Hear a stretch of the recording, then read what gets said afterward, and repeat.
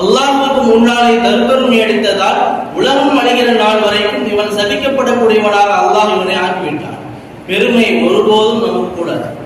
பெருமை எல்லாம் அல்லாஹ் ஒருவனுக்கு மாத்திரம்தான். இந்த உலகத்தை படைத்து ஆண்டு பரிபாலித்துக் கொண்டிருக்கக்கூடியவன் அல்லாஹ் மாத்திரம்தான். அல்லாஹ் நம்மை படைக்காமல் இருந்திருந்தால் மனித இனமே இருந்திருக்கார். அல்லாஹ் நம்மை படைத்தான். அல்லாஹ் தான் நமக்கு ரிஸ்க் கொடுக்கிறான், அவன் தான் உணவு கொடுக்கிறான், அவன் தான் குடிபானம் கொடுக்கிறான், அவன் தான் பணங்காசுகளை கொடுக்கிறான், அவன் தான் ஆட்சி அதிகாரத்தை கொடுக்கிறான், அவன் தான் கல்வியை கொடுக்கிறான். உலக கல்வியானாலும் மார்க்க கல்வியானாலும் அல்லாஹ் தான் அதை கொடுக்கிறான். இதை வைத்துக் கொண்டு நாம் பெருமை அடிக்க போனால் அல்லாஹ்வுடைய சாபத்திற்கு மாத்திரமல்ல, உலக மக்களுடைய சாபத்திற்கு எப்படி ஷைத்தான் ஆளானானோ அப்படிப்பட்ட ஷைத்தானுக்கு நாமும் நண்பனாக ஆகிவிடுவோம் என்று பெருமானார் ஸல்லல்லாஹு அலைஹி வஸல்லம் அவருடைய கருத்து கூட இருக்கு. பெருமை ஒரு பொழுது